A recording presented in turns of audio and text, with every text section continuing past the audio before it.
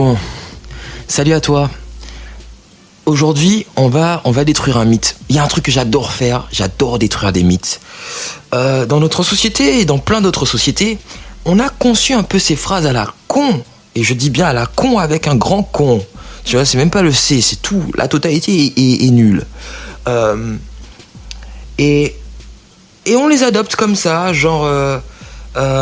qu'est-ce qu'il y a comme phrase débile ?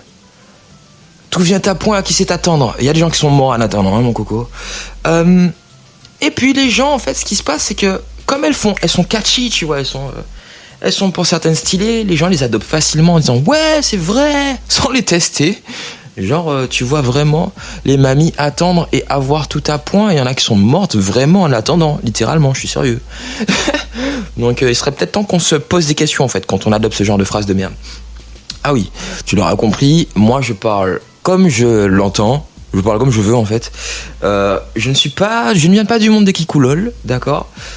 La vie n'a pas spécialement été... n'a pas été bisounours avec moi, comme avec plein d'autres personnes.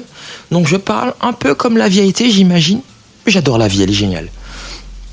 Alors, aujourd'hui on va parler du « tu ne vaux rien ».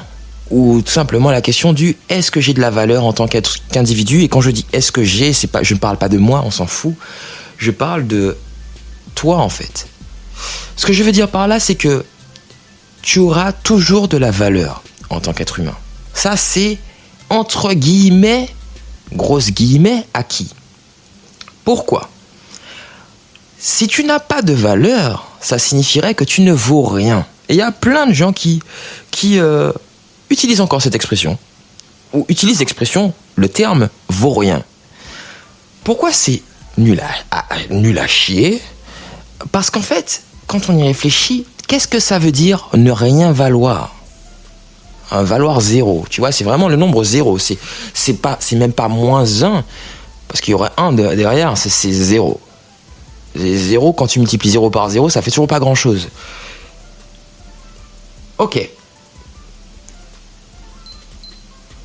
Réfléchissons un peu à cette phrase. Donc, tu ne vaux rien. Ça signifie que ta valeur n'égale à rien. Mais qu'est-ce que c'est rien ? Tu as déjà touché un rien ? Par exemple, prenons la chose qui ressemble le plus à un rien pour nous les humains, l'air. Est-ce que tu as conscience, j'avais entendu une fois une émission qui expliquait que nous nageons dans l'air. Et c'est vrai qu'on n'y réfléchit pas, parce que l'air, c'est pas comme l'eau, c'est-à-dire qu'on n'a pas besoin d'utiliser nos bras pour faire du crawl. Mais, si on marche et que l'air... Et qu'on fend l'air, c'est une façon de nager en fait. Et c'est vrai qu'on nage dedans. C'est juste qu'on ne voit pas l'air. Mais si on retire l'air, tu tiens combien de temps, toi ? Moi, je tiens même pas 14 secondes sans respirer. C'est vraiment un gros problème que j'ai chez moi. J'ai une capacité pulmonaire de merde qui fait que j'arrive pas à respirer en fait. Je bouche mon nez et je galère. Mais si on retire l'air, on constate très vite que on est tous morts. Ce qui serait très ballot.